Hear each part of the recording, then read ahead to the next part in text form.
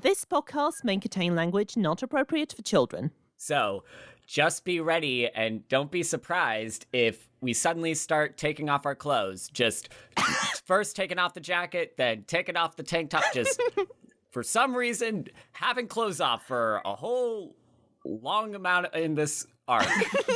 So he has the complete opposite instincts to me. Whenever I'm in a video game and I lose an item of clothing, I'm immediately try and seek it out. I want to look. I want to look dapper up. Like, I've been playing Red Dead Redemption recently because my brother really likes that game, so he's trying to get me to play it. And whenever I lose my hat in a fight, I always like, where did I put it? Where did it go? I pick it back up again. Opposite to what Red's doing here. And we love him for it. Yeah, no. Yeah, I'm just gonna say I'm gonna lose articles of clothing periodically throughout the podcast, but I'm not gonna tell you when that's going to be. Listener, you just need to listen really closely for the rustling of sounds. It's gonna be a little secret Easter egg for all of you. I think I'm good at editing those out. And then anyone on the Patreon can get the... I hope Emerald's entire quest in the next arc is just going to be, in order to free Red and the gang, you need to find all of Red's lost clothing. Or something like that. Welcome, dear all, to Podcastmon Adventures. We are a retrospective podcast aiming to discuss the Pokémon Adventures manga, also known as Pokémon Special, arc by arc. I'm Wensleydale Cheddar, they, she, and who do I have here with me? I'm Hoven with an H, he, him. And I am Henry Kathman, he, him. Excellent, excellent. So last we left off, we discussed the Ruby and Sapphire arc in the epic tale of kaiju battles, water, futuristic architecture, and gender essentialism. What are we chatting about today, Henry? Oh boy, y'all. Listener, this arc has been a wild ride. I feel bad that I didn't have as much to say about Ruby and Sapphire in our last episode, but that is not the case here, because we are talking about the Fire Red and Leaf Green arcs, originally published in Pokémonster Special Volumes 22 through 24, as well as 25 through 27. Originally beginning serialization in February of 2004 and ending in March 2007, this adventure adapts the Gen 3 remakes of Fire Red and Leaf Green. And unlike the other arcs, this is told in a pretty speedy 35 chapters, from chapters 268 to 302. Originally written by Kusaka and art by Satoshi Yamamoto, this also has a translation by Tetsushiro Miyake, an English adaptation by Brian Turnage, lettering and anti-aliasing by Ace Chrisman, original series design by Yukio Whitley, Sean Carrico, original series editor Annette Roman, Collector's Edition production artist Christian Medlin, Collector's Edition designed by Julian J.R. Robinson, and Collection Edition editor Joel Enos. I want to add a slight extra addition to this. Most folks would be correct in reading the Viz publication version of this. I made a mistake when I first read through this way back when. I was reading through a translation that was published through Cheongyi. Cheongyi is a publishing company based in Singapore that translated various versions of the Pokemon manga into English before going defunct in 2013. And boy howdy, the translation choices that were made with the version that I initially read, extremely jarring. Oh my god, is it what a great duong tier? Yep, but that's not even the most wild part. It's mostly the naming conventions. We'll talk about that when we get to the characters section. I like the idea of Mewtwo faces down Deoxys and says to Red, "Be careful, he is a big." Mr. Speaker, we are for the big. Yeah, it's something. It's little reference to the Chinese Revenge of the Sith bootleg backstroke of the West there. I was just wondering about that. It's not going full all your base are belong to us. It's a relatively faithful translation. It does the job, but the biggest thing that just changes is the naming convention. So okay, you might hear some rustling on my end, and yes, I wore my cardigan, but it was already too warm for me, so I had to take it off. I wasn't supposed to say that anyway. The blast burn's getting Wensleydale. True. I mean, she is a grass type. Yeah, it's going to cinch my cheek, just like with Surd. Oh my god. So, okay then, Hoven, as the first-time reader, why don't you go ahead and give us the summary? Let's do it.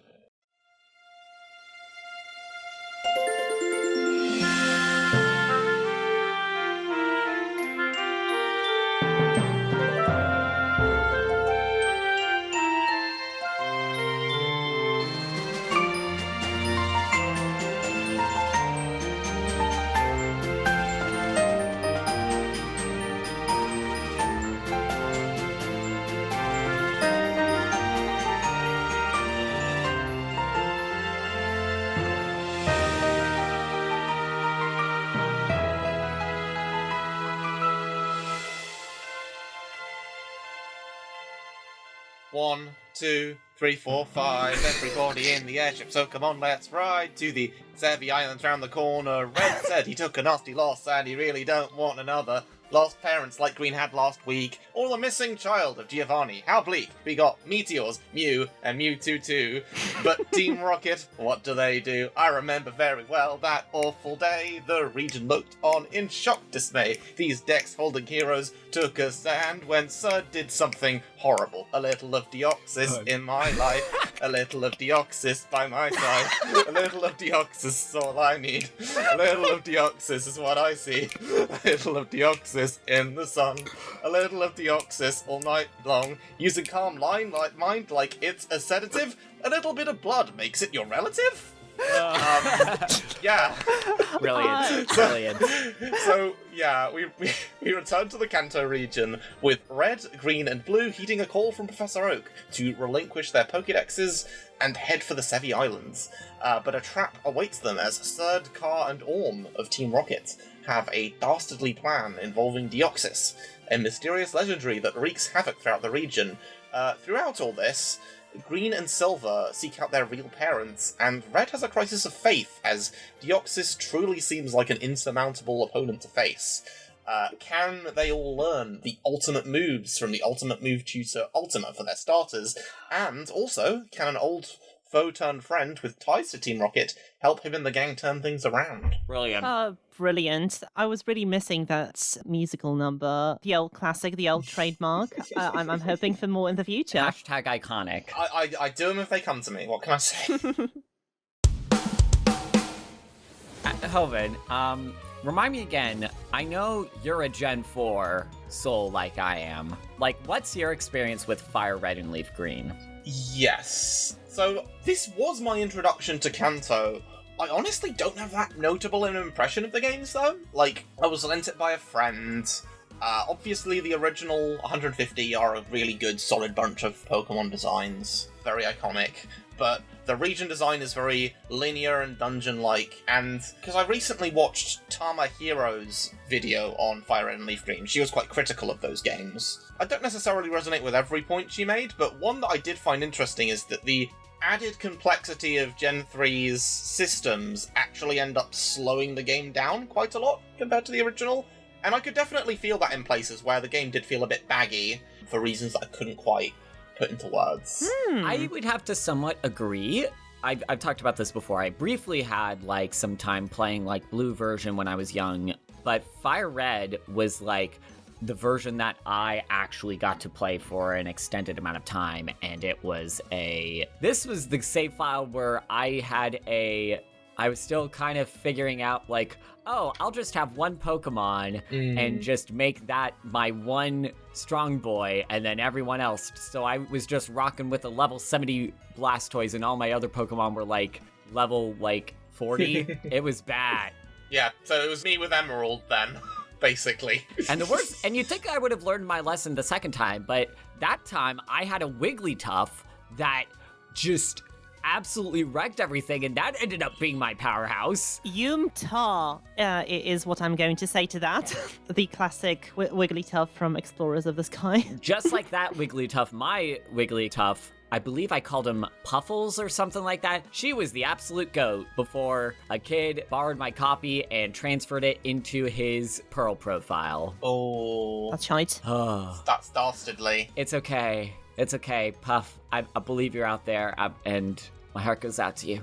All this to say that Fire Red and Leaf Green, I agree with the idea that they add on a lot of new features from Gen 3, which I do think somewhat bogs it down. And honestly, like, this is where I'm gonna get spicy right at the gate, where I think that, like, the sort of pressure to integrate the mechanics of Fire Red and Leaf Green into this arc also, like the game, somewhat bog it down in certain ways. We'll talk about this a little bit more, but, like,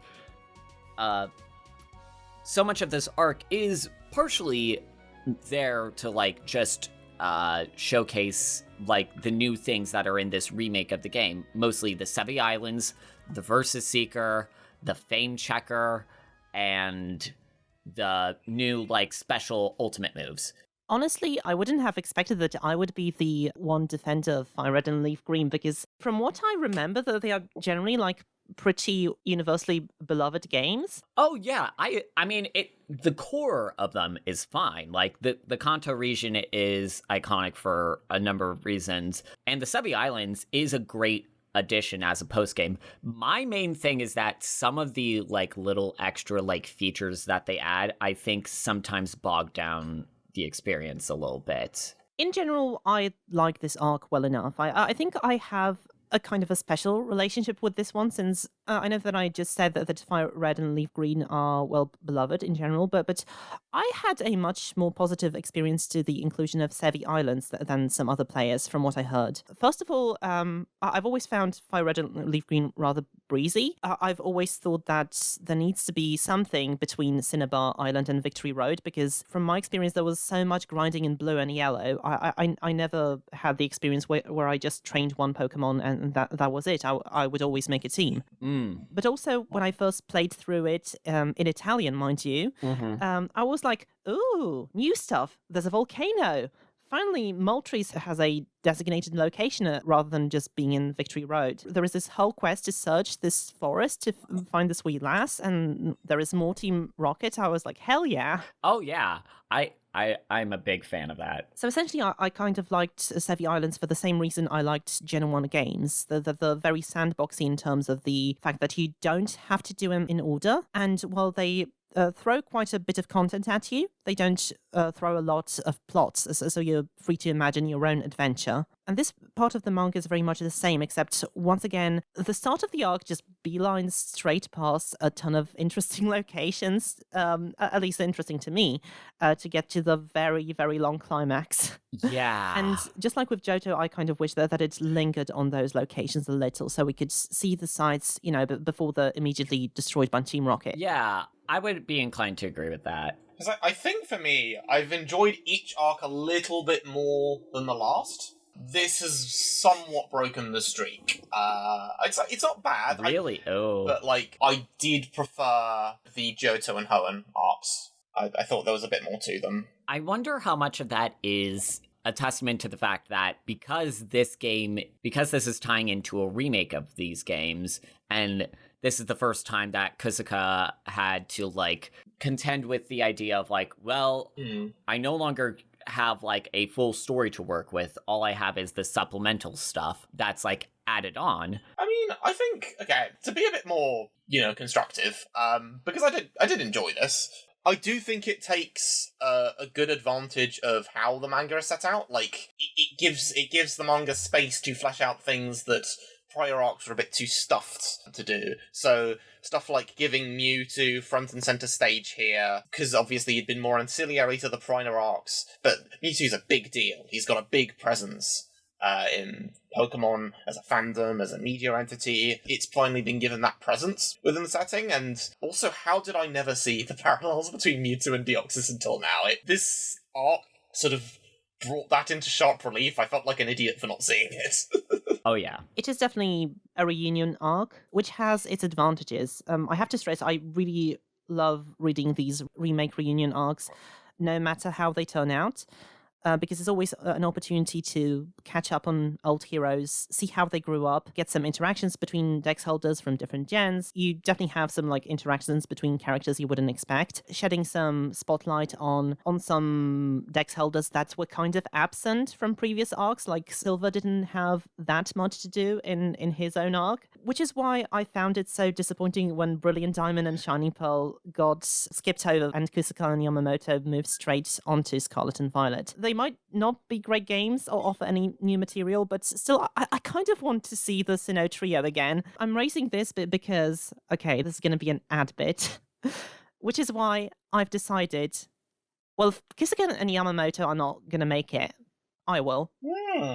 So if I reach, I think 100 patrons, this would be the pie in the sky. I'm going to create a Sprite webcomic adaptation of Brilliant Diamond and Shining Pearl arc. Nice. Ooh. Because making a Sprite comic, I think I've already mentioned it, has been on my bucket list for a while. So yes, screw it. I am going to create it in the Gen 4, the DS sprites, though. Hell yeah. Hell yeah. Because otherwise, it would be too difficult for me. Those Gen 5 sprites, as someone who has made like some custom sprites, Pokemon sprites for like tabletop campaigns and stuff, it is yeah. Yeah, I'm definitely going for Gen 4, but because this way I'll have a chance to feature some Johto and Kanto as well, maybe. One thing that kind of struck me when reading this arc is that I wasn't exhausted by the fact that Red was the focus again. Because he hasn't been super overused in the other arcs that have brought him back. The series has been very good about knowing when to put him in a supporting role.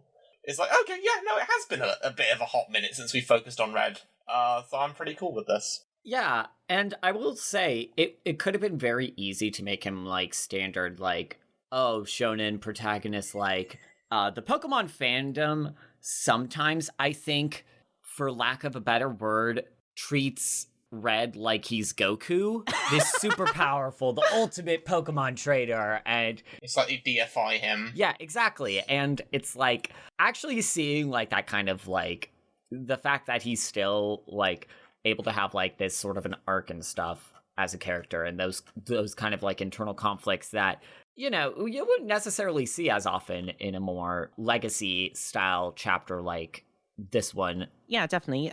Without getting too much into it, I think it's a decent arc, and I think Ruby and Sapphire forged a fire for character drama in Kusaka, which is why I'm very happy with that. I do have that drama itch. You've both mentioned some game features that the story highlights as a tie-in. Do you want to get into that? Sure.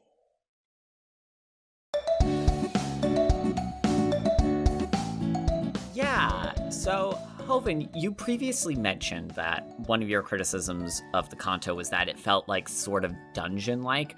I found my experience with Kanto a little bit more similar to yours, Wensleydale's, of like, because I accidentally sequence broke that game and visited Saffron City last after going to the Cinnabar Islands. One thing I definitely will agree with you about, Hoven, is the fact that there are these interesting, weird features that they've added from Gen 3 that feel very perplexing. I'm gonna start constructive. Like, the Versus Seeker, basically a repeat of like the phone call system from like Gen 2, but in a much easier way instead of having to like across the world.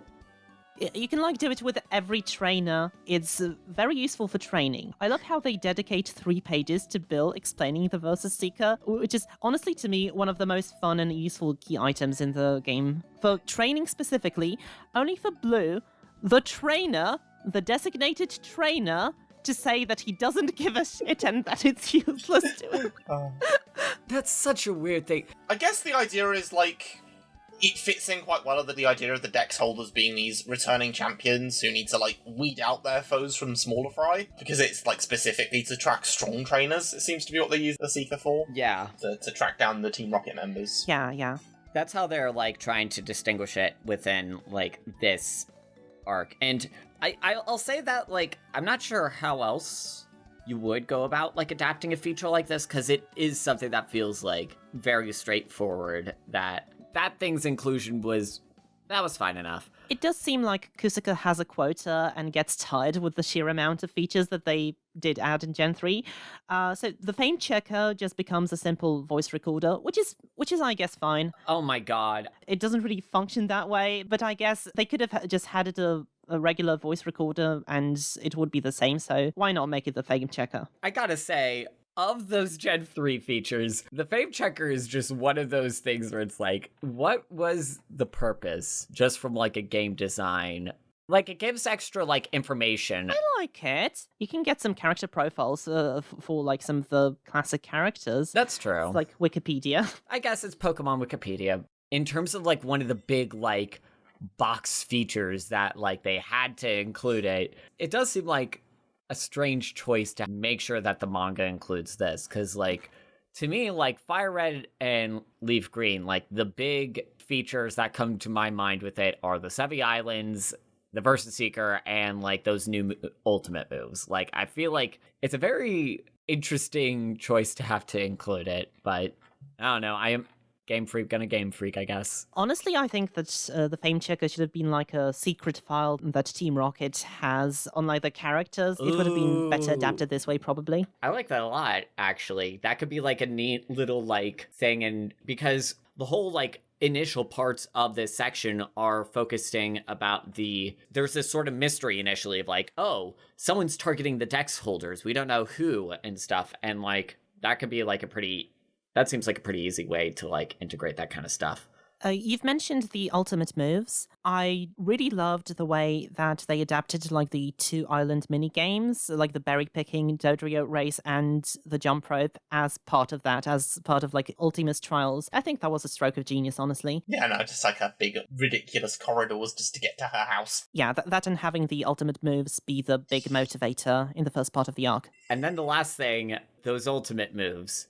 I do like the way that they tied in the ultimate moves that you give the starters as like the culmination of like each of the Dex Holders, like, well, the Kanto Dex Holders going through like their big arcs. They're only able to learn their Pokemon's ultimate move when they do the certain thing. I just have a lot of thoughts about Ultima as a character.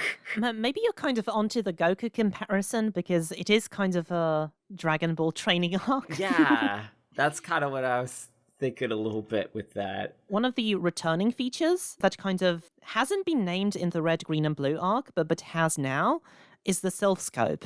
It's finally mentioned by name, but ironically it now works a bit like a versus recorder because it can play back battles. It's a choice. I think it's a decent-ish like integration, little retcon of things. I don't know, in terms of like some of the other things that have been added as like an adaptation, I imagine like the process of making this was a bit of a challenge to have to figure out what parts to adapt, since when reading through this, it does feel like Kusaka wanted to like be able to just like kind of get weird with it because they don't have like a whole lot of stuff to deal with. We'll just make someone that flies around with a giant set of like Hoppips and is just really into shuckles. Sure. We'll have a giant floating airship with a Pokemon arena that folds out. Yeah, no. Giovanni goes to the Seto Kaiba school of extremely extra vehicles. Oh my god, I was gonna make the Yu-Gi-Oh! Comparisons too! Honestly, like there wasn't much in Sevi Islands that was specifically tied to Team Rocket, so I love the choice of like putting Trainer Tower under the wing of Team Rocket. Like it immediately makes it more interesting rather than just, you know, something that just also becomes the Battle Hill in Emerald. I'm surprised that one of the characters who weren't adapted was Team Rocket scientist Gideon. Yeah. I recently played Leaf Green for the flashback for our like patron reward Nuzlocke. And yeah, Gideon kind of stood out to me. He's the one who steals the Sapphire in the game, who's basically the boss fight in the 5 Island warehouse. So I was wondering why he couldn't replace like Carl or Orm. I don't know why they didn't have it, so there was a pointed thing in the middle. It's like, we've beaten him, so this means that we could finally import Pokemon from Hoenn. Suddenly, the Pokemon transport system is not down. Hooray! Hooray! Oh no, it's down again. Wait a minute. No. Sorry, the Pokemon transport system is down. It's always down. Bill is not having a good time. Like, Bill, I really think you just need to invest in your infrastructure a little bit more, man. See, it just seems like bit unsustainable at this rate. As mentioned before, Kusaka's writing got back to a rapid-fire introduction of landmarks before destroying the status quo into bits, so it's a little hard to grasp the setting, to be honest, but the only landmark use that I liked in Sidcar and Orm's Big Attack was awakening the unknown in the Tenobi ruins, which I cannot stress enough, I keep calling the Kenobi ruins. General Tenobi. Yes. The negotiator. So uncivilized, honestly. Yeah. Lost Tell was my favourite part of Sevi Islands, so I'm glad that she got included, the little lost girl in the berry forest. She was only there for a short bit, but that was nice. Mm-hmm. Also, I like that they adapted Lorelei getting a ton of plushies each time after she loses to the player. I don't know whether you guys know this, but I didn't know that was a game thing. Oh, yeah. like she lives in Gen 4. She has a house there. At first, she has only got a few plushies, but like every 10 times or something like that you enter the Hall of Fame, she gets one more, and she can get like a ton of them. Sometimes you just need to buy a new plush every time you get your butt kicked. Game Freak knew their audience. It is the cope. It's an interesting arc. Lots of choices being made. That's all my game adaptation notes. Do you have any, or shall we move it into the art highlights? I'm good into the art highlights.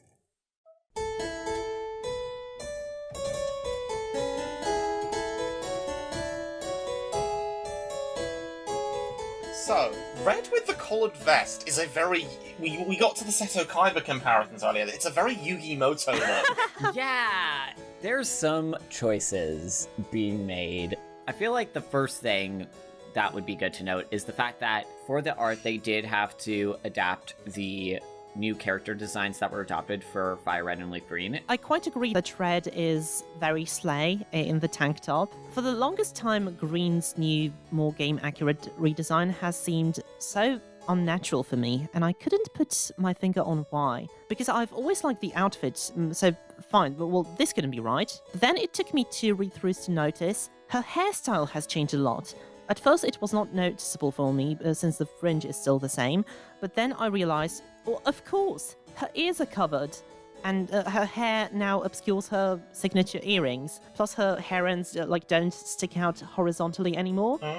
So, of course, her design looks kind of more generic. She could be a completely different person now. Yeah, I have thoughts about Green and some of the changes that were made with her.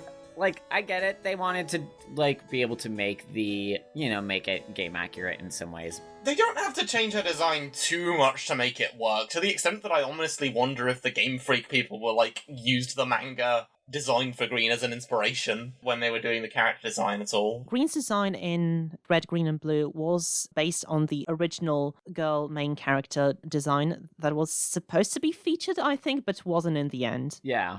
They had to cut the feature. Ah, I see. That's where the original shared DNA is then. Yeah, it was more incorporated into the last class. I'm sorry, that sounds weird. The last class. The last class. The last trainer. The last trainer class. When you want to make your D&D character an Amazon, the last class. Oh my god. I don't know. I'm spitballing. Beautiful. Now, I don't know, for me, as for some of the other character stuff, it was something where it felt like they were very willing to get a little bit more out there with some of the designs. And I think perhaps one of the best embodiments of this, one of the members of the Three Beasts, Orm, or as my wife called him, Shulk, because he's the Hulk but for Shuckles. And boy howdy, were we really feeling it with Shulk over here. Throughout the entire time, I could not look at this person, this human being, and not see anything but Shulk. This is the Monodo's power.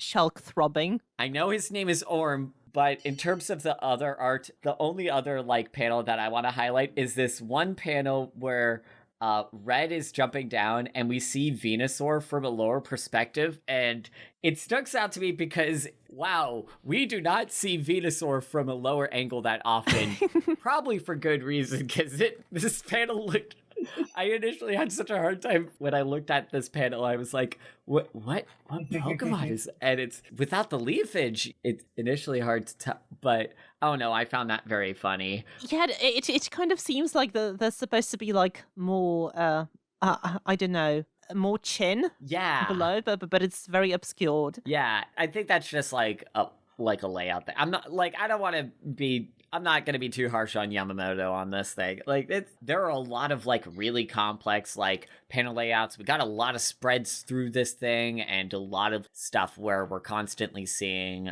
there's a lot of stuff going on, especially when we get to like some of the battles and our big old climax thing, just all the different kind of battles. I especially like the double page spread of Mewtwo and Deoxys first clash, the one that you posted on Twitter, Hoves. Yeah, it's a cool one. I also like the 3 Team Rocket goons. I think I read somewhere that they're based on Dracula, the Frankenstein's monster, and a werewolf. With Car being the werewolf, Surd being the vampire, and obviously Orm being the Frankenstein's monster. Oh. All of that stuff tracks. I don't know where the werewolf part would come from. Obviously, Orm is meant to be like Frankenstein's monster.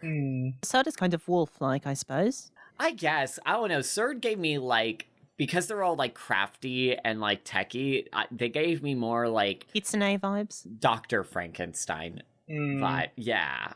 Car gives some interesting vibes, but Surd, yeah, I don't know. They give me vampire vibes. I'll tell you what design I like. Orm's evil jump love. That's spreading cotton spore around silver and yellow. Oh my god. What an expression. What an expression. Orm is... I love when Yamamoto draws like a very cutesy Pokemon as just absolutely evil. Orm is just offers so many just delightful like frames. There's just this one panel where we get a like real extreme close-up on Orm who... He's got his, like, Geodude looking face. Like, he barely has a nose. Like, his nose is not in this panel, but he's looking so angry. And all it says is, throb. And it's like... The fucking speech bubble comes from down below. It's the implications. It's like, it's... And his gurning face as well. I have to stress, this podcast may contain language not appropriate for children. Yeah, no, this time it's not our fault. It's not our fault. They just... It's interesting, but... Yeah, I feel like other than that, though, like, I have one other, like, character design thing. Later on in the arc, we do get to see a little bit of another costume change, because it's not just red, green, and blue that get costume changes. We also see Silver. Oh, yeah. His Prince of Evil outfit. To continue the Yu-Gi-Oh! Comparisons, like, he's definitely graduating into, like... When Silver was put in that outfit... I thought that Giovanni was going to try and switch consciousnesses with him using Deoxys' power or something. What? And then we'd get evil twink. That could be nice. Yeah. The outfit itself seems very tokusatsu. I don't know about it being so loose-fitting, though. He looks great in his usual loose-fitting transition hoodie. Yes. I am calling it a transition hoodie now. It's very... inspirational. Yeah, no, listen, Gold isn't the only one dealing with eggs. But in this, he kind of looks like Surd is making him try out Giovanni's secret cosplay wardrobe, which I suppose may be the point, since he's like meant to fill his shoes one day. Yeah, it's a very striking visual to end the arc on. It's a choice. I also have to say, I love the spread of the Petrified Five. Yes. I mean, it's not something we've really had with an arc before. Just leave the main characters in a massive bind cliffhanger. None of the arcs have tried that yet. Yep. I imagine that inspired your note in your media thread. Yeah. Honestly, it's a thing where I'm surprised more people, the people who really fixate on that one Arbok panel, this arc gives those people so much more to work with. We got Aerodactyl getting his wings cut through. We got Deoxys going nothing personal, kid, and stabbing Mewtwo in the back. We got all kinds of little stuff for the edgy violent crowd. It's It's there. Deoxys be skewering things.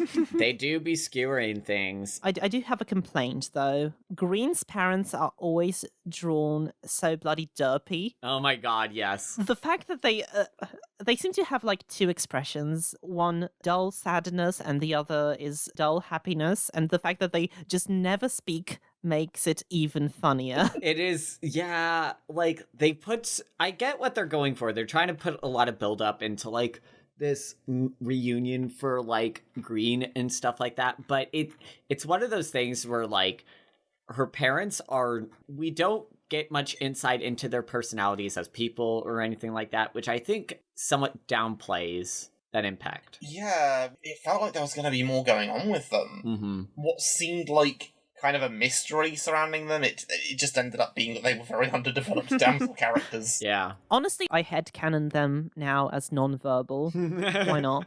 Giovanni lost a lot of weight in comparison to Red, Green, and Blue. That's something that we may have noticed.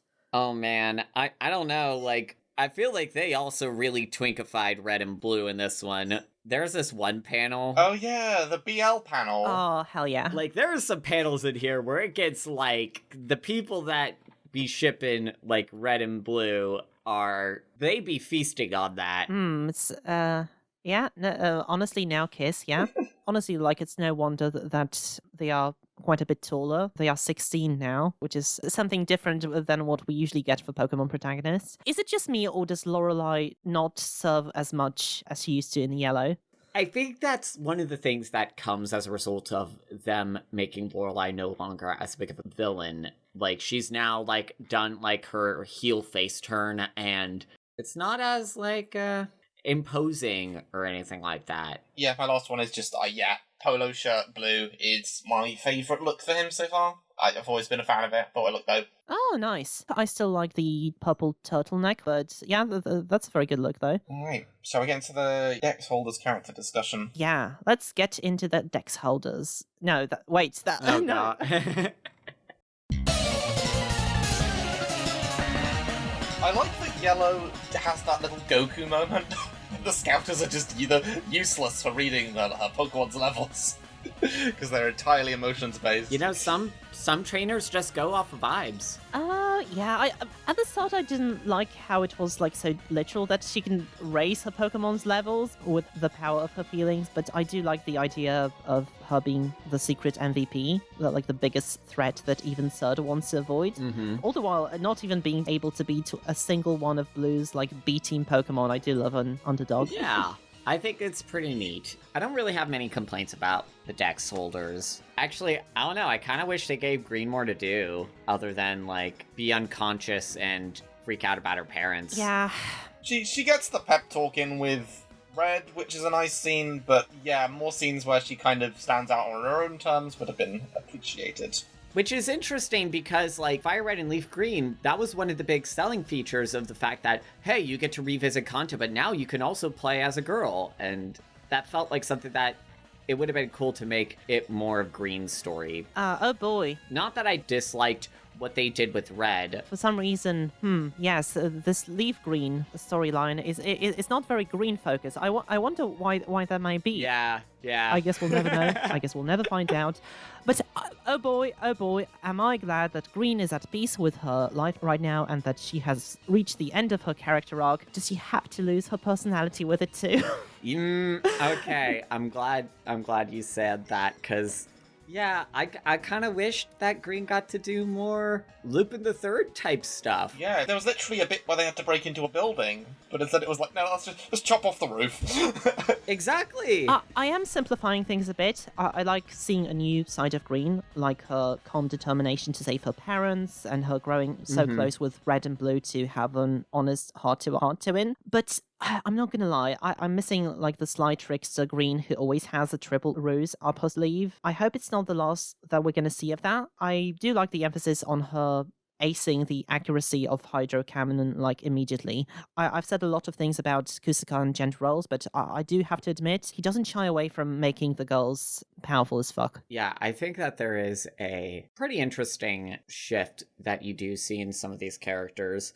And I know that part of this has to do with the ways that the fact that so much of the arc is focused on Red and revisiting him, a lot of this work seems like it is trying to evoke overt parallels to like the first original Red and Blue arc, which is pretty apparent when you look and see the one little thing I forgot to mention in the art section was the ways that the reintroduction of like Red directly parallels the opening segments in Pallet Town, where there's like a group of kids in Pallet struggling to capture a Pokemon, only for Red to like immediately help out. Are those like the exact same kids? It kind of looks like it. That's kind of how Nice.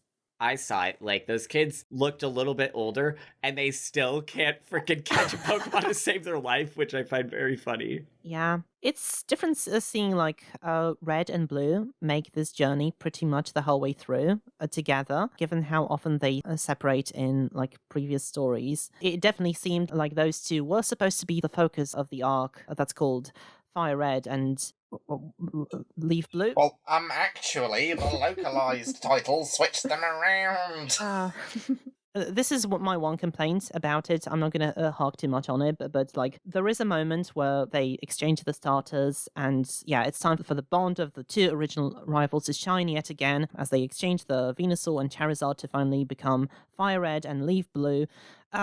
It doesn't really work for me, and when I first read it, I still had the name Green in my head when I looked at Blue, so I thought it was kind of a squandered moment. But yeah, that's not my complaint about the localization of the manga. That's my complaint about the localization of the game. Why did Blue exist? Pokemon Blue, the game.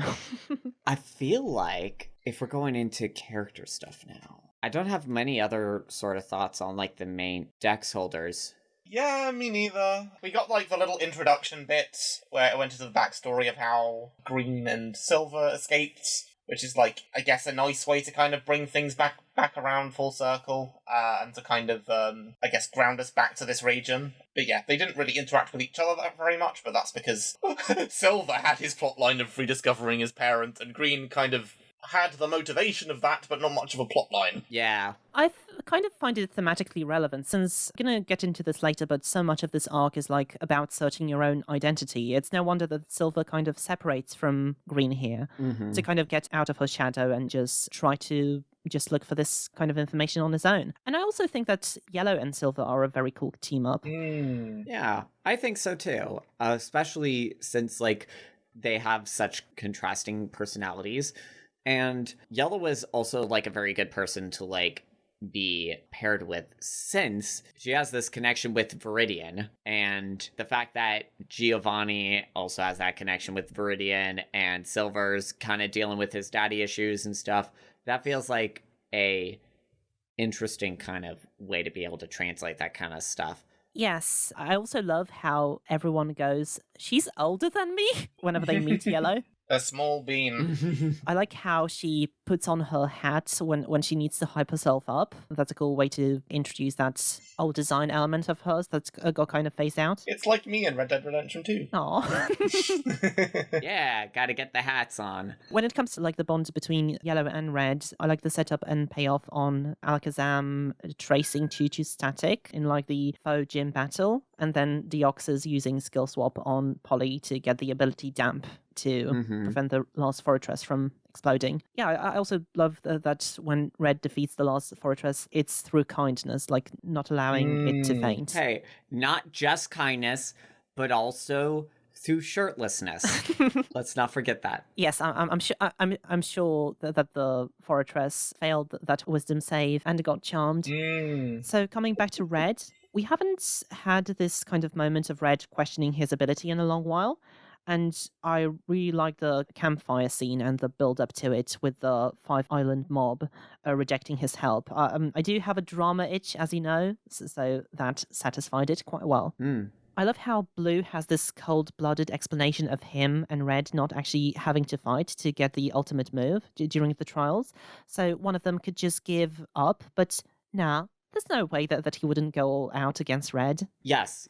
And I'm actually glad you brought up Blue, because that did also remind me of like one other thing that I really did enjoy about like it. Because one other thing I really liked. I feel like Blue actually ended up being my favorite character in this arc, going along with those themes of like coming into your own identity and all that kind of stuff. Blue has this little conversation where he talks about how like for the longest time resenting being known as only Professor Oak's grandson and wanting to be more than that, only for him to later on become more confident and accepting of his own like identity in the context of his family. And I feel like that's something that could be like a really relatable kind of thing that some folks struggle with. I know that like for a lot of folks in their adolescence, a really big step into growing up is figuring out your own identity within the wider context of the world and figuring out like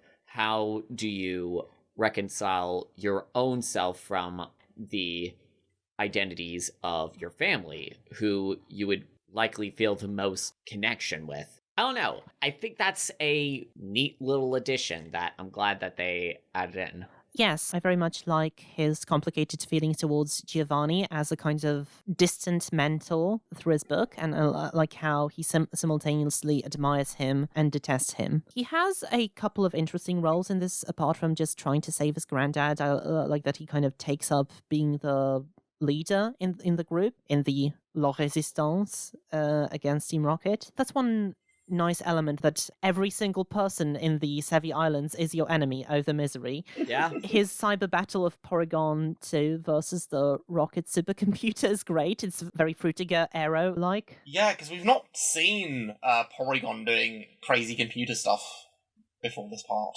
So it was cool to finally work it in. Yes, very nice. Coming back to Silver, if I had to pick one Dex holder who I would say was the most out of focus in his own arc, it would definitely be Silver out of all the characters introduced so far.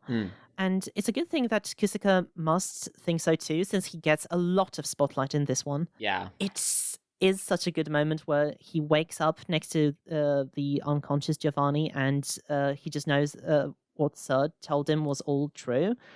He is his father, and then he's just defeated, knowing that he could never possibly have a normal home full of warmth and laughter like gold. Every time he pulls out, they pull him back in. Maybe it's because I also lost my dad at an early age, but the moment when Giovanni was holding him up while standing in the fire did hit me kind of hard. Yeah. Like, he just focuses on how his son's face is dirty, and not minding that his own body is being consumed by flames, and his handkerchief is signed Silver because he would always lose things when he was a baby. He was 2 years old. Oh my gosh.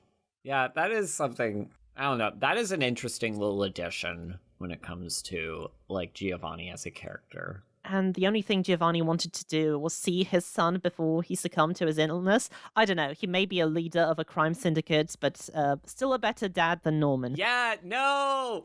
I was also gonna say that. It's like, Norman, the bar is so low. How the heck did, like, Giovanni, Mr. Loki, like... The Osama bin Laden of the Pokemon universe. I mean, it kind of, yeah, you joke, but a little... Yeah, but... So I would say that the ranking of dads is number 1, Walker, number 2, Bert, if he's not an anti-vaxxer, number 3, Giovanni, and number 4, Norman. That tracks. There is this really nice moment of Silver, like, accepting his and his dad's redemption, and like, now he's a Dex holder too. I like that resolution. The way he blushes when the Blue holds him up and says that he's part of the group and that he helped too. Honestly, when it comes to the boys' love in this part, I would say Blue and Silver, yeah. Aww. Not saying it's there, but I'm not saying it's there is my usual thing.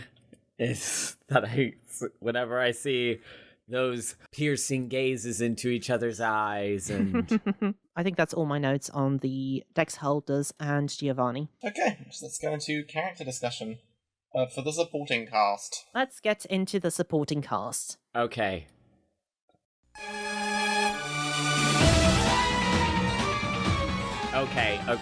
Okay. I need to come out the gate with, like, some of these supporting characters. I've alluded to the fact with the 3 Beast and how wild those characters are. Like, some of the side characters that they've added in are equally wild. Like, we got the three beast of, like, Car, Orm, and Surd, and Orm, this giant hulking man who is just obsessed with Shuckles, just really loves his Shuckles. And Jumplove. He's a very big guy and has very cute wee Pokemon. Shuckle, Jumpluffs, and Hoppips. Like, 8 Hoppips so that he can fly around.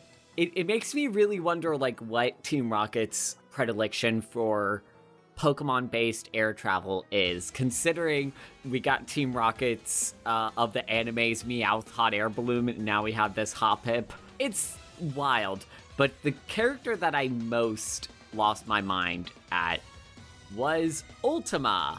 I alluded to the fact that I was reading the Cheongyi translation. Do y'all know what they named Ultima in that? What do they call her? The Japanese name was Kiwami. Which does mean ultimate. They named her Kimberly in the Cheongyi translation. Kimberly. Kimberly. Oh. Yes, Kimberly. Show me the ultimate moves, Queen. Show me, Kimberly. So all throughout this chapter that I'm reading, I'm just seeing Red and Blue like shouting dramatically, Kimberly, and I'm like, what? I have only one thing to say. Too much pink energy is dangerous. Oh my god. Yeah, Ultima is very fun. Like, not only is she like a great plot device to introduce new game features from the remakes, but I really like her playful old master vibe overall. Yeah. She must be one of the like most powerful trainers in the world. Kind of wish we saw her take an even more active part in the battle. Yeah.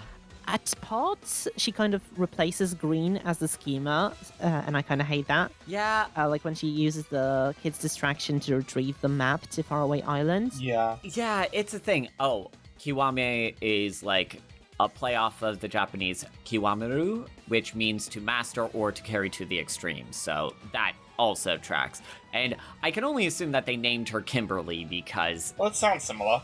I like her Pokemon team, and I like some of the stuff that she did. And I thought, as a character, she seemed fine, but her character design, if I had to give out one other, like, little complaint, I think it was mostly the fact that she reminded me, like, the weird teeth sticking out. I get it, you're trying to make her look old and stuff like that. And hang on, what were the name of the pirates in Castle in the Sky? The one with the pink captain. Dola, Captain Dola. She reminds me of like Captain Dola from like Castle in the Sky in terms of appearance, and I wonder if that was like the person that was acting as like inspiration, since like Dola in that film is also like this scheming older lady that is a lot more versatile, and people initially underestimate her. I don't know. It might just be like the standard kind of character design for an old crone. For what it was, I kind of enjoyed her design. She had the staff with the rings on it. I like her outfit in general. It's interesting. Hers and Mr. Briny's outfit being so similar sort of implies some sort of connection in like between them. Like, I don't know, did they train in the same circumstances or something? No, Hoven, they fucked. Right. But okay, that's also an option. Yeah, absolutely. Those two are fucking. Like they are fucking alongside Mr. Stone, and Blaine is gonna be tossed in there. They've invited Mr. Fuji, but he's not interested. Pokeswingers. Mr. Fuji is with Blaine. Let's not get things confused. There was a picture of Blaine and Mr. Fuji there for a second. That is true. We did get to see those two again. And yeah, Briny and Ultima have a moment where they call each other, and I think one of the volume extras says that Ultima used to be like married to someone, I think. So I kind of made the connection there. Oh, so ex-husband. Oh boy. Because that is not how I imagined Briny looking. Because from the games, I always sort of imagined him as like a Captain Haddock type fellow.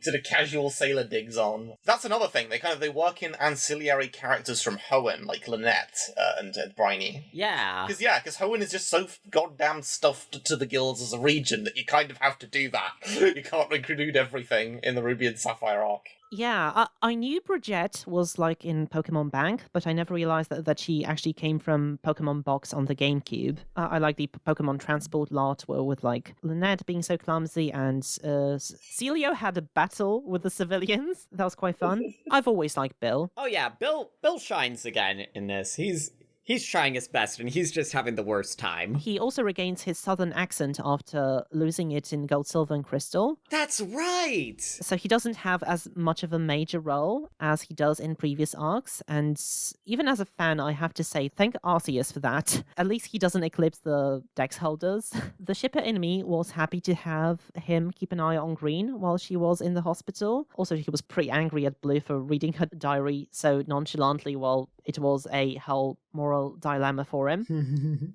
One thing, Surd, Car, and Orm, we touched on them briefly. They just flat out get away with it, and there's no remorse there, so I'm really interested to see if they ever show up again. Especially because you have that continuing rivalry between Car and Surd, where Car deliberately sabotages the operation to, because he wants to be the boss and sees Surd as well as Silver as obstacles in that. So I'm really interested in that if that continuing rivalry for Team Rocket's successor is going to turn up in future arcs. They each have different schemes and what they want to accomplish by allying themselves with Giovanni. Car just wants to be the successor and is willing to destroy everyone, including himself, for it. I like that Card gets the "I am the spy" moment. Yeah. Third is a slay, and she's very enigmatic. I forget how much he does in future arcs, but this is quite a cool build-up, to be honest. Yeah, no, set back the main characters, several important Dex Holders more than anyone else ever has. That's not nothing. I do have to raise a complaint. So Silver, Surd, and Giovanni kind of have to take a dumb pill so that a cool fight between Team Rocket and Silver and Yellow can happen. Credit for spinning at it for noticing this, but both Silver and Giovanni want to meet each other. So, what's the point? Why do Silver and Yellow even have to fight certain Orms? I don't know, it just seemed too convoluted to me. Yeah. Yeah, it was the fact that they just kind of needlessly made trouble. It could have been an interesting way to introduce them and also maybe give Silver and Giovanni a bit more time together. To actually have him come on board willingly. It seems like as we continue on in the manga, there's something that Yamamoto excels at is doing these big set piece battles and stuff, and those can go off very, very well. One thing I'll be interested in looking out for is saying will it ever get to a point where the desire for these big set pieces outshine some of the storytelling stuff? Yeah. In general, Surd, Car, and Orm, I think they're alright. Rather than original characters, I would like to have seen some superfluous game characters to make the cut here. Maybe the Ho and Leetful, who didn't have much to do, maybe they could be retooled as Team Rocket, at least some of them. And Gideon, who I've mentioned before. What did you folks think of Lorelei? Fine. Yeah, I was just glad to see her there again, to be honest. Yeah, I feel like she didn't have as big of a presence compared to some of the other characters that we've seen. I can understand why losing some of the cool evil mannerisms is bad, but I do kind of seeing the different side to her with all the plushies and stuff. Mm-hmm. It's kind of the same thing as with Green. It's it's nice to see another side to the character. It's just a shame that that's the only side being shown. Yeah, overall, her involvement is pretty okay, but it's nothing stand out. She was given to appear in this one's given Four Island is her home and she appears in the game there. Yeah. It's still kind of pretty weird for the not to be even a page of antagonism between her and the Dex Holders, especially Green. I guess Bruno got the same treatment though, so I can't complain. One of the characters that I also was going to mention was Mewtwo. So I do love Mewtwo's epic return, followed by the beat of Blue and Green reacting with sheer horror to it. Actually, I will say, this is something where I don't think we saw Mewtwo now have the overt kind of speech stuff that we saw in the previous segments. The fact that he and Red were having a conversation, it was telepathic, but it was still that was something that stuck out to me. And then with Deoxys, you had the Comey can't communicate routine going with the Pokédex. I do love that the fact that the only way he knew how to communicate was through battling. It was quite unique, but it was also very Red. I thought Deoxys was cool in general. Convincingly threatening as an antagonist and then compelling when it gets more development. I like Mewtwo's evolving degree of trust when it comes to the Dex Holders. It's interesting to follow how it kind of compromises more and more. It's funny. It's if Kusaka forgot about Mewtwo, we probably would have been like, okay, this is just a repeat from Red, Green, and Blue. But like with this, it's a deliberate parallel that kind of makes the story of like both it and Deoxys kind of complement each other. Both Deoxys and Mewtwo are searching for the family the very same way that Green and Silver were, which kind of brings us to the themes. Shall we hop over to that section? Yeah.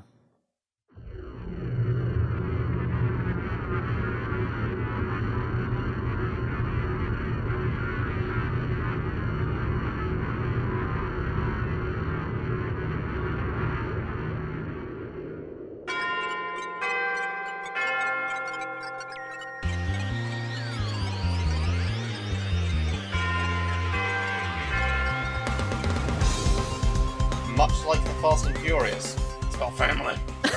And the lengths that they can be willing to go to each other. Like, every Dex Holder sans Yellow has some family member at stake in this.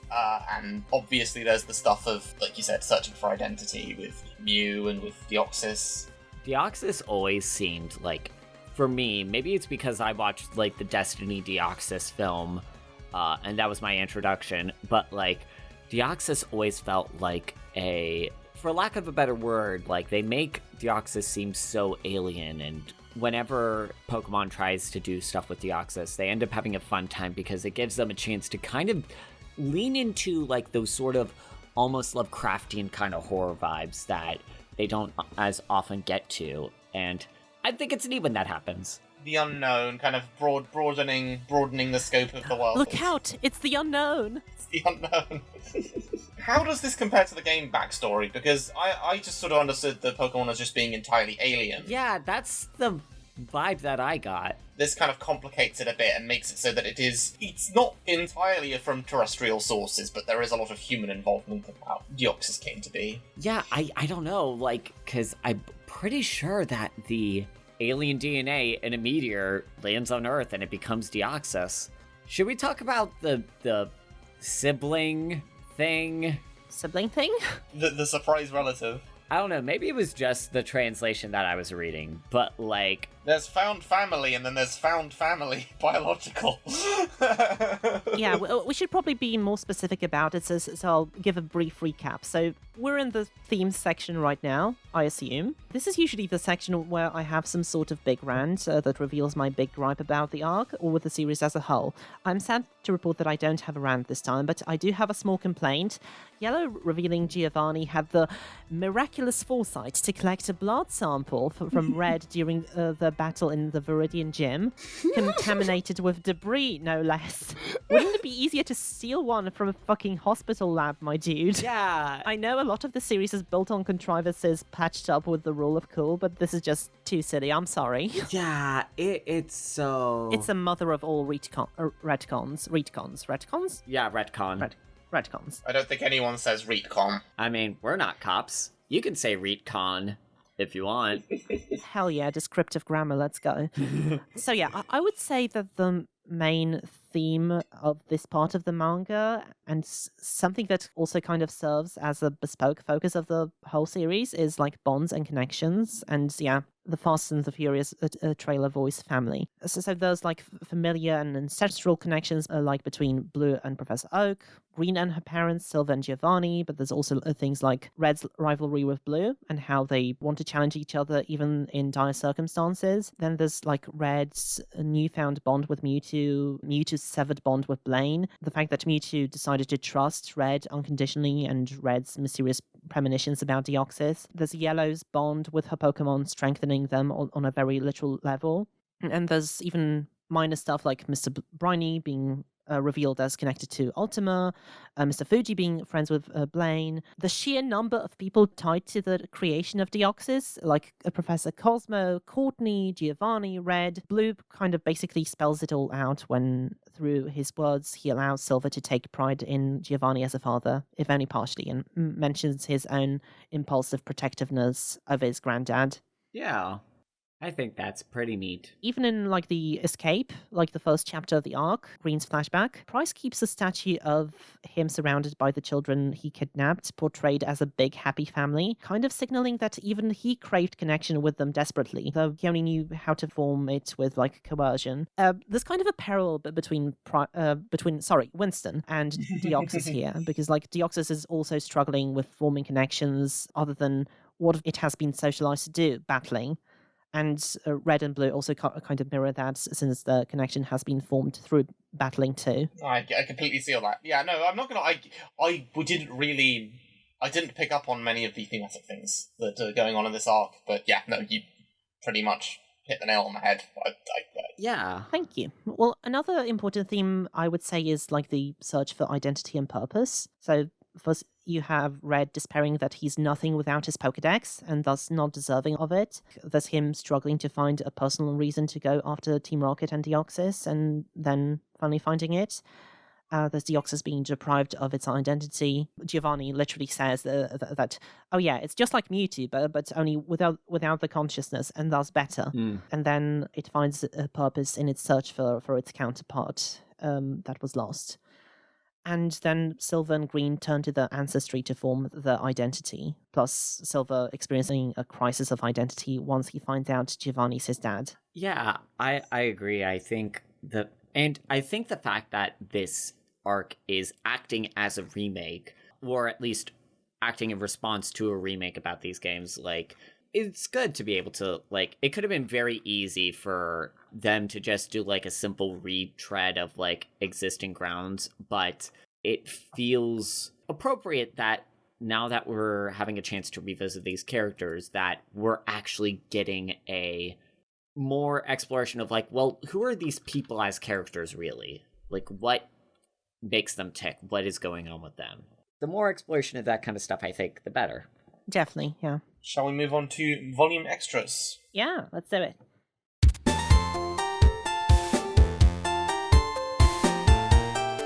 One thing I really liked was the contrast in level distribution for the various teams. Because in Reds, you have Pika and Snorlax very much heading it up near level 90, while Charizard is the frontrunner for Blue, and then Green's team is also very startup heavy, but because she's always been more interested in alternatives to fighting, like trying to be sneaky above all else, hers have a much lower level.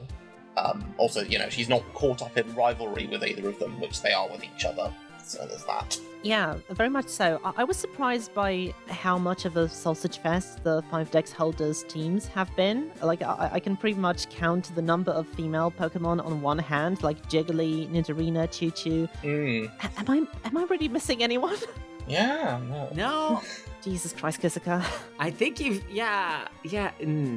a choice. Thank God that the source material had some female characters at all, honestly. Yep. Yeah, that's true, because it's a thing where I was kind of just looking and waiting for my girl Crystal to show up, and it's like, oh.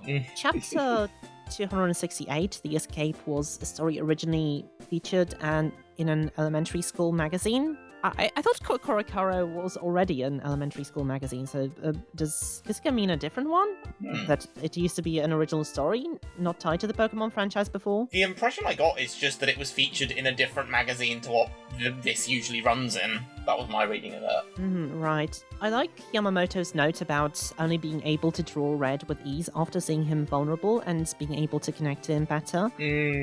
Oh my god, same Umphy. I also have to subject my characters to emotional torture to be able to draw and write for them.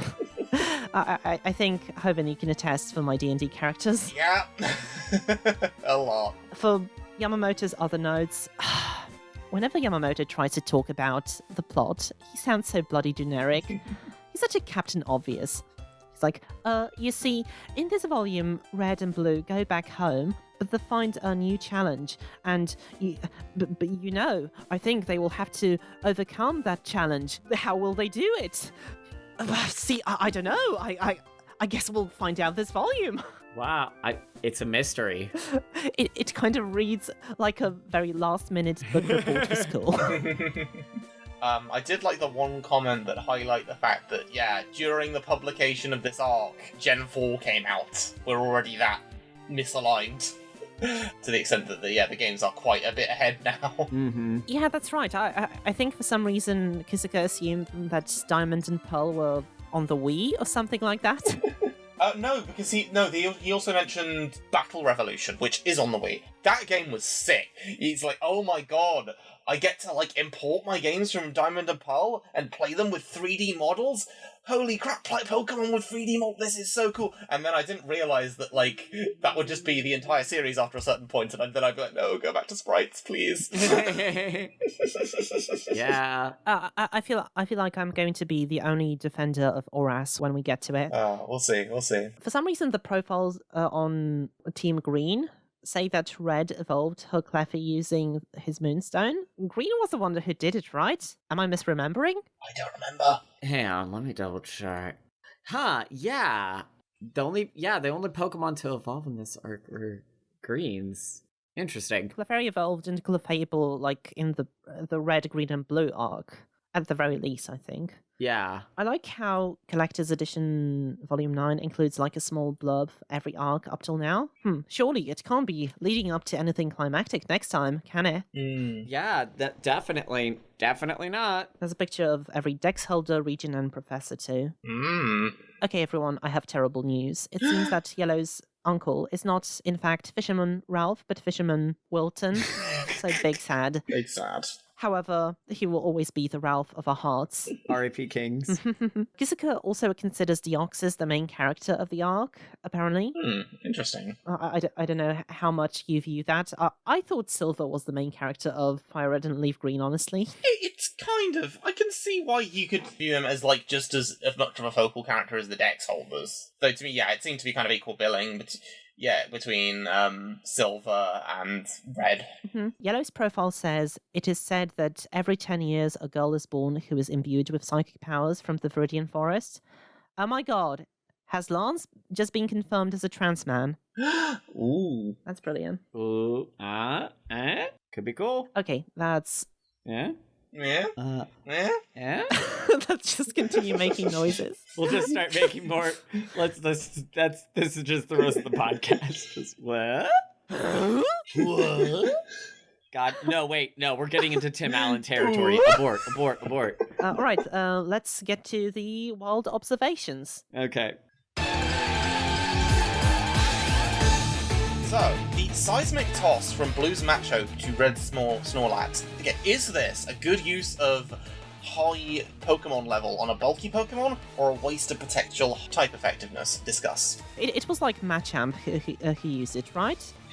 Oh yeah, Machamp, yeah. If a Machamp used it on a Snorlax, I think he should have just gone straight to low kick, honestly. I don't see why not. It would be much better used on someone like Aerodactyl, something like that.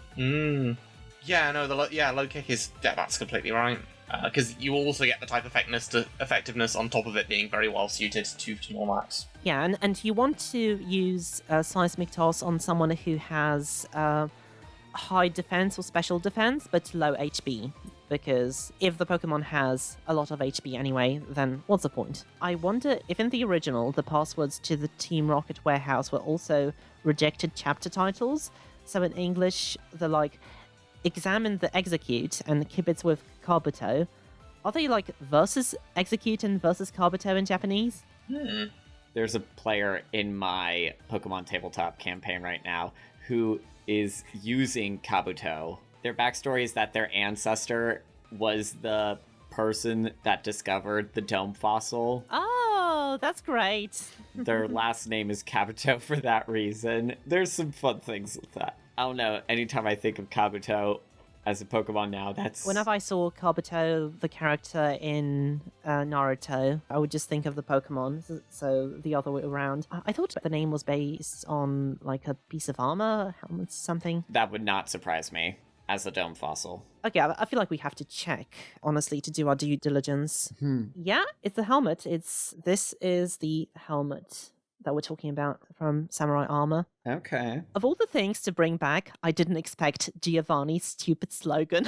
My loyal evil tusks, indeed. I love how Mewtwo looks at Red commanding Charizard and Blue commanding Venusaur and says, like fire and water. No, it's clearly grass. Has the power suit fried your brain, Mewtwo? Come on. Oh boy. When it comes to Giovanni, I do love the comedy beat of like him saying, "Don't worry, if this is a black hole created by Deoxys, it must lead to a safe place." And then him and Silver just fall down a fiery ruin. Oh boy. I don't know what it is, but like every single like Deoxys thing, they did this in the Destiny Deoxys movie as well, but it's like a thing where like they'd love to like add in the eldritch horror of it all. A beat in that movie is that all like the people were getting consumed by these giant robots that Deoxys had corrupted. Yeah. Yeah, I know it's such a morbid moment, but it just makes me laugh so hard. All right, no, don't worry about it, son. We're gonna be perfectly safe. Just falls into fire. I mean, he got sent to super hell like Castiel, so yeah. Oh boy, at least he doesn't get tetanus. The new Pokédexes are, would you say that they are more Game Boy Advance as SB or Nintendo DS? I think they're going for Game Boy Advance SB because the Diamond and Pearl Pokédexes have their double-screened kind of gimmick thing. Mm-hmm. I think they're going for the SP look with these, especially since the button configuration on that one is like D-pads kind of positioned similarly to the GBA SP. Oh yeah, makes sense. Yeah. The only other thing is we have not talked about like this cliffhanger ending. You know what they say about this ending? It went hard. Some might say rock hard. Yeah, go ahead. This is Helvin, I'm very interested in hearing your response to like this little cliffhanger of like all the Dex Holders getting encompassed in stone, because even before I read this arc, like this moment of like the Dex Holders getting like petrified was kind of a big deal and something that I knew about even in the lead up to it. Yeah, no, I was completely unspoiled. This was a big surprise. I was not expecting it, and I'm like, okay. Because I knew of some significant changes that, like, I have been spoiled on something significant that happens to Red, but I didn't know what the catalyst for it was, and I'm assuming this is it. So I'm really interested to see how that all gets resolved. I think it's a cool approach, like, especially if you know you've got certain arcs in advance. It gives a nice sense of continuity between them.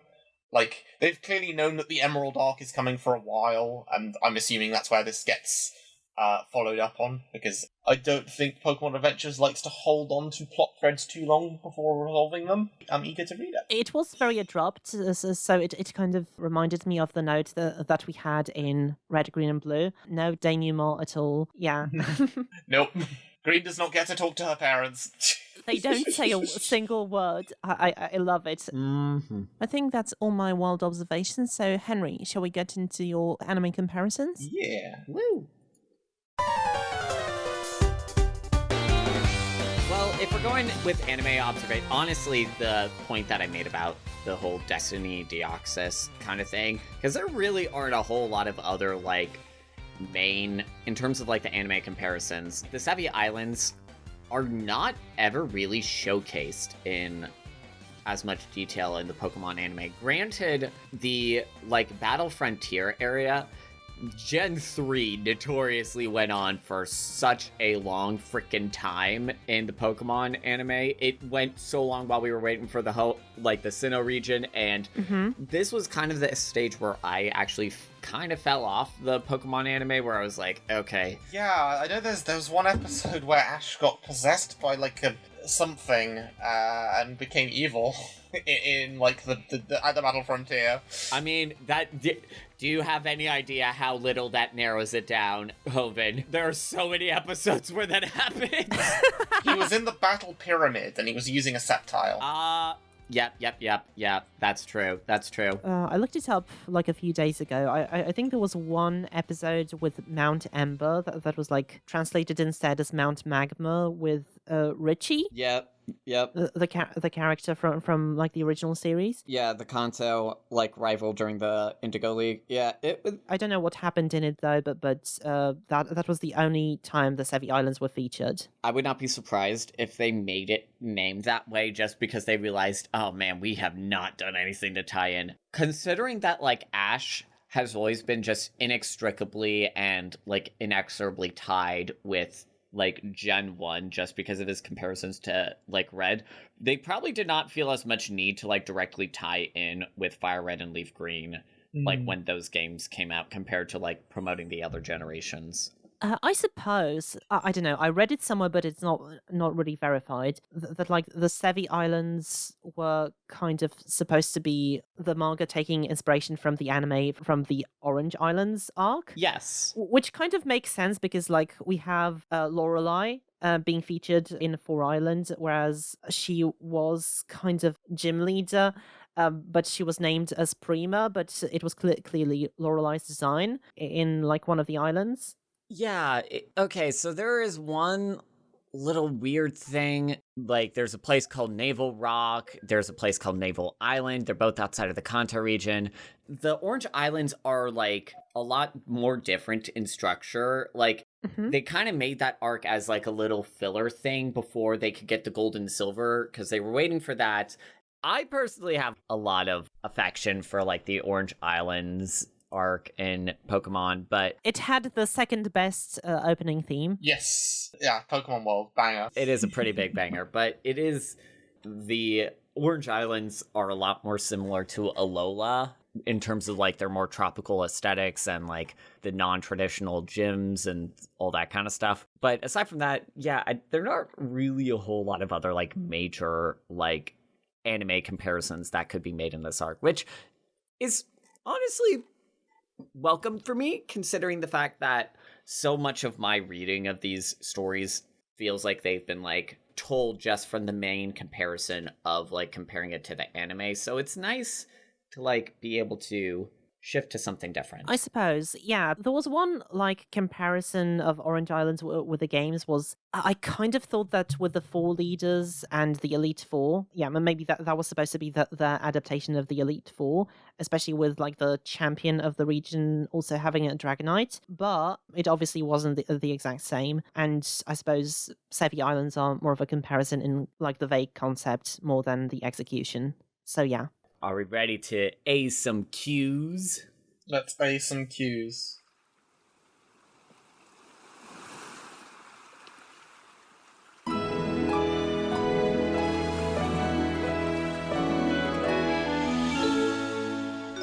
So, all from Reddit this time around. I think that's what it's usually like at this point, isn't it? The Cursed Bird app is, yeah, I'm alright leaving behind the Cursed Bird app. So, from MP3 Help, the Sevi Islands are a unique setting that have only appeared once, despite Kanto having featured in over 5 gens by now. Do you think the manga did a good job at showcasing the islands and their many unique features? Which was your favourite, and is there any feature you wish was included? As said previously, I think the introduction was quite rushed and didn't really give us room to take them in. The ones that I think were best adapted were probably 2 Island and 4 Island, because they are already relatively small, so they're featured to get explored thoroughly. I kind of wish that we saw more of Mount Ember and Kindle Roads, Yeah. which is like a much welcome fiery location after the disappointment of Cinnabar Island, whose volcano that it has is barely seen in action. They should have tried to crash the airship into a volcano. Yeah, and included a dinosaur Pokemon drinking Volvic. I don't know. Speaking of Mad Berry, we also have the Berry Forest and the Lostel quest. It was always one of my favorite features in the game, and I wish we had like a Hypno battles or something like that. Okay, was that tower that's with the AI computer thing, was that meant to be the battle tower? The Trainer Tower. The trainer tower, yeah. Which is different because you can actually like use items and heal. You just have to like run up it as quickly as possible. I think you may know it from Emerald as Trainer Hill. Okay. As I mentioned earlier, Ultima having a weird little trick house for a training montage was sort of a fun idea to embellish that whole aspect of the islands. Yes, especially since there is actually a mini-game house on that same island, so this was kind of combined together. I'm a sucker for Team Rocket warehouses, so the 5 Island one is a nice play on the old classic. There's also that rich girl selfie on 5 Island that can give you some items. I kind of wish that she got featured because she's like a named character that you have a mini quest for. Maybe she could have been one of the Team Rocket admins. I don't know. that could have been neat. Six Island also has so many locations that get lost in the mix, but Ruin Valley and the Dotted Hull are the standout locations where, like, we can play archaeologists and find the sapphire and encounter Gideon. Yeah, I found it cool. Wish we could have had more of it. Also from MP3 Help, a lot of people like to compare the manga and the anime to debate which is better, but not many people talk about moments where the manga draws inspiration from the anime. Red and Misty's initial pairing, Blaine's alternate design, the GS ball actually being used, the ending of this arc with Mewtwo, the climax of the next arc, and probably more I'm forgetting. Do you have any thoughts on this? I guess as a first-time reader, I definitely noticed a lot of playing towards iconography from the rest of the franchise. You have, obviously, they're bringing back the statues from Mewtwo's powers being ripped straight from the first Pokemon movie. You have Red borrowing Blue's Charizard feels very much in line with popular depictions of what the Gen 1 male trainer character is like, such as Ash or the Super Smash Bros. Pokemon trainer.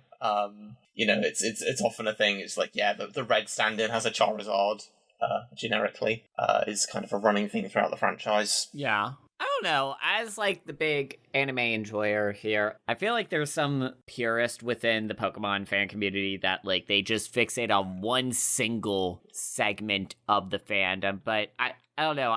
I take, for lack of a better word, intertextual, like, kind of approach. I feel like after a certain point, it all just kind of, like, blends together for me of, like, when things that are, like, anime only versus manga only. I don't know, it's neat. I think it's interesting that so many of the people that work on this, like, are fans of Pokemon in their own way. And it wouldn't surprise me to see, like, some fans ending up being interested in, like, aping the parts of Pokemon that they themselves enjoy. And the one thing that just makes me think of then is, like, oh, we all just live in a Pokemon world. Pokemon. Yeah. I gotta be the greatest master of them all. I don't know the anime that well, so I don't have much to say. I haven't even noticed the GS ball used in the Gold, Silver, and Crystal arc, so I suppose that was the one that Winston used, right? It's there, but it's... yeah. Winston! And then, lastly, from this user, believe it or not, Pokemon Adventures was actually the first ever piece of media to fully confirm Silver as Giovanni's son, all based off a hint from a Team Rocket member in the Sevi Islands that Giovanni's kid was a redhead.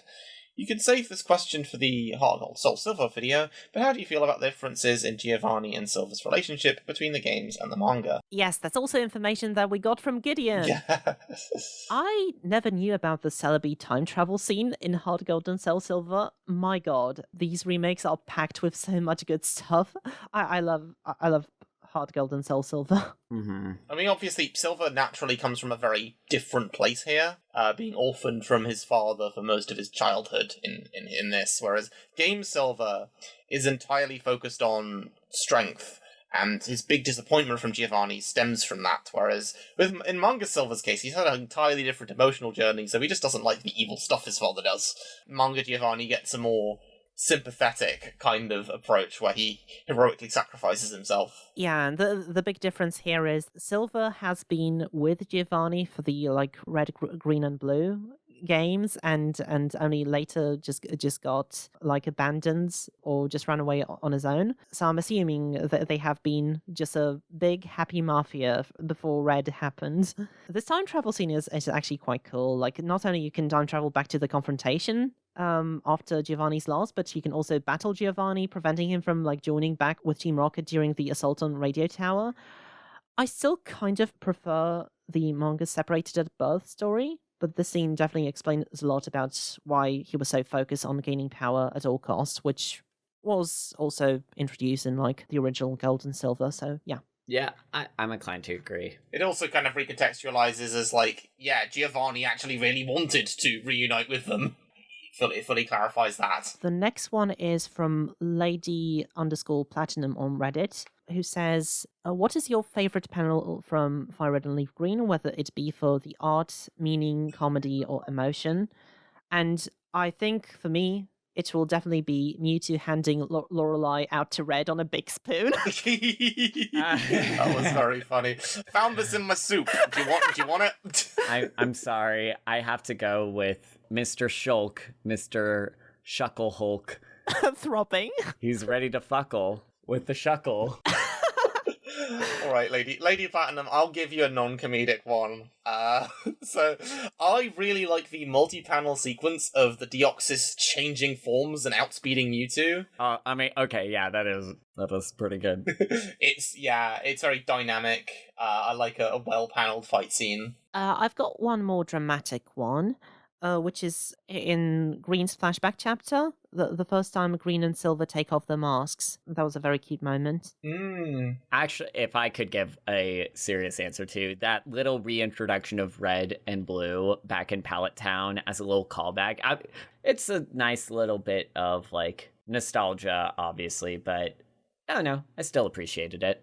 Aromantic Benzene says, I have so many opinions about this arc and I can't say I love or hate it. But anyways, I'm going to ask about one thing. How do you guys feel about Red in this arc? As in, how does he feel does he feel like a different character? Do you think he had character development? Was it satisfying or frustrating or something else? Does his personality and actions feel like a natural progression of his character from the previous arcs or not? And we've already kind of talked about this, but I would say that I think this is a good, nice, natural progression from where we saw, because it feels very easy to want to make Red just this kind of like super competent character. Like when he shows up in the Gold and Silver arc, it makes it pretty easy to seem like, oh, he's just a powerful trainer person. And because like a whole thing in his initial arc in the Red, Green and Blue arc was that he was initially very arrogant, and then over time he's become a bit more humbled and he's reined himself in a bit. And I think him having that crisis of conscience from Deoxys and that kind of humbling is a good way to follow up on that. Yeah, it is very natural, but because, like, as you said, he was very arrogant, and like his defining trait was like the fact that he didn't feel very strongly about it, like about using his talent for the greater good of the region. In like his conversation with Misty, someone who has gone through that seems like the kind of guy to get depressed after encountering a seemingly insurmountable roadblock, especially since like he's the champion admired by many people already, and then suddenly he's rejected. I love when optimistic characters get challenged and question themselves. So I really enjoyed it. Shall we? So yeah, I think that those are all the questions. Shall we round off? Hell yeah, let's do it.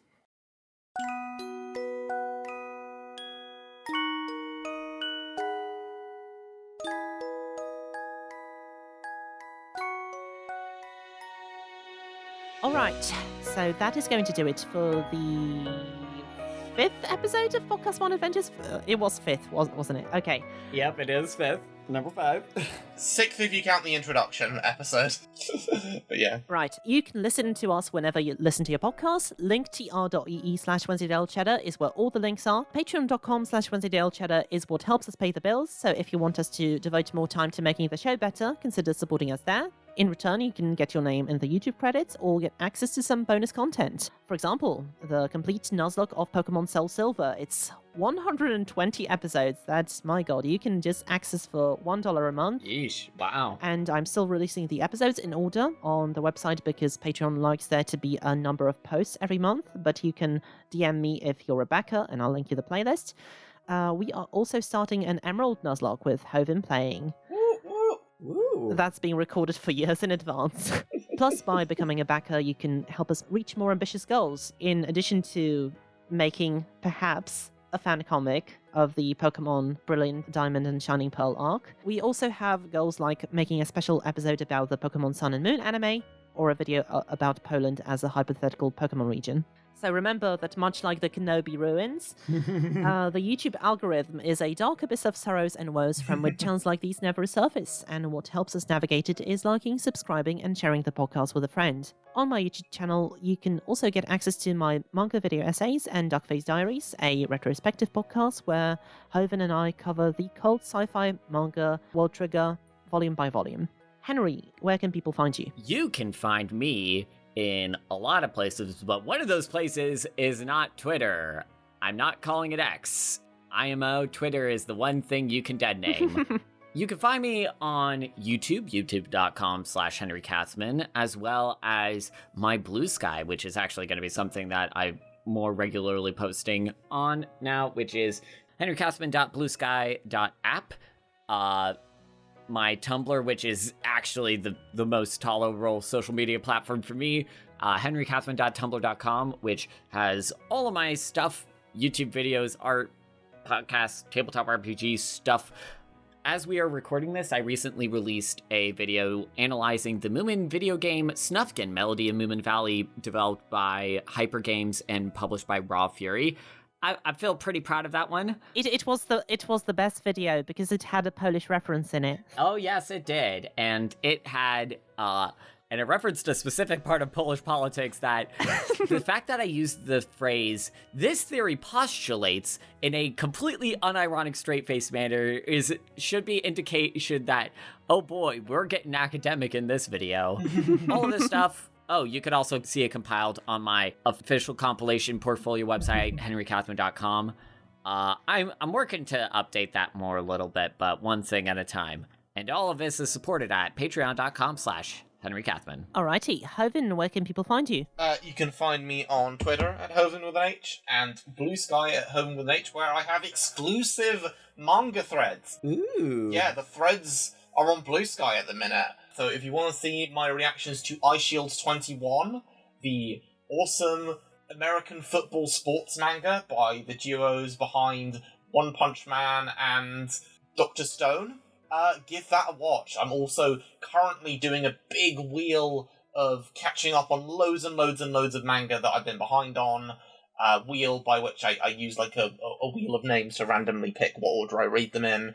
It's quite embarrassing how much more time I spent talking about Fairy Tail 100-Year Quest to anything else.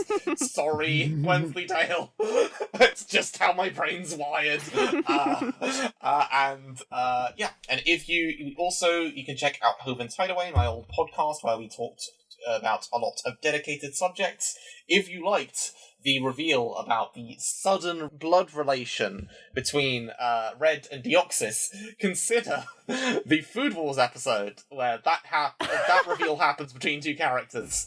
And if you liked Deoxys using a notepad of sorts to communicate with text, you can check out our episode on Comey Can't Communicate.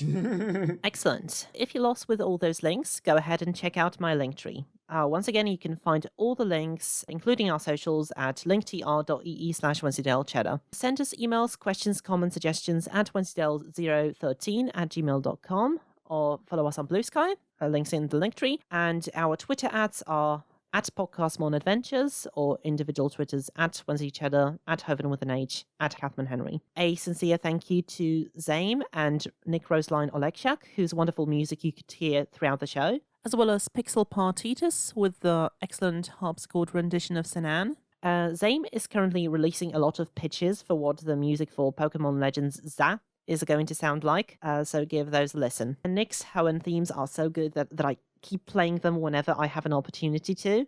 But he's also released a remix album for Earthbound Zero, a game that I'm a massive fan of. So find both the music on YouTube, SoundCloud, Bandcamp. Pixel Partitus can also be found on MuseScore, and all the channels at the very bottom of my Linktree. That's the music section. Hoven, what are we covering next time? Next time we're covering the Emerald Arc, which I believe it's time for my predictions. Mm-hmm. So I already mentioned, I think the big cliffhanger is going to be answered upon there. They bigged up the stuff of the 9 Pokédex holders finally all meeting. So I think that's going to happen. Ooh. I think how they're going to free the suspended gang, the Stone Gang, if you will, Jirachi. Jirachi is a wish-making legendary, so it makes sense that you'd use that one to free it, to impossibly encased friends. It just makes sense. I think Emerald is a protag, because we're kind of grabbing from lots of different sources here, like we mentioned, the Pokemon Bank characters being introduced. I think Emerald's going to draw some influence from the GameCube games, Colosseum and Gale of Darkness. Like, maybe we could introduce, like, snagging, or maybe there are, like, Pokemon with dark auras that you need to purify. Alrighty then. Something like that could be involved. I think Latias could still totally make that love triangle with red into a square. It's not impossible yet. Yeah, I think the Battle Frontier will be featured in some critical way. And oh yeah, I didn't mention how long I thought it would be. So yeah, it seems like it's going to be a bit climactic with the 9 Dex Holders uniting. I think it'll be a little longer than this. So I'm thinking we'll etched up to 4 volumes rather than 3, with a total of 48 chapters. That's my prediction. Well, okay. So when it comes to the length, you're right about the amount of volumes, but you're not right about the amount of chapters. Oh. If I said that it would be a lower number of chapters than Fire Red and Leaf Green, I would say wrong. If I said that it would be a higher number of chapters than Leaf Green and Fire Red, it would also be wrong. It's the exact same number again. Oh, okay, so they've standardized the volume. Okay, I'm not used to this, Pokemon having, like, normal amounts of chapters in its volumes. That's a bit different. Yeah, Emerald is also 35 chapters, so... Yeah. Okay, you know what? Fair enough. You guys are very behind. You need to speed things up a bit to get back in... well, I guess, not be deviating too much more from the games you're adapting in terms of misaligned is the better term, rather than deviated, but yeah. Yeah, definitely. I would say, I don't know if there's going to be any snagging involved, but there might be a bit of snapping. Oh, God. Snapping. Dum dum dum dum dum dum. Dun dun dun Yeah, dun dun no, dun they- dun. Oh my god, I can't believe they get Infinity Award dusted. I mean, they're kind of halfway there, right? Yeah, they're already stirred. All right, we have managed to cover the very chaotic, very convoluted, also very enjoyable for me, Fire Red and Leaf Green arc. We might be returning quite soon because I'm already done with my notes on Emerald. But for now, this was our 5th episode. And as always, it looks like Podcastmon Adventures is blasting off again!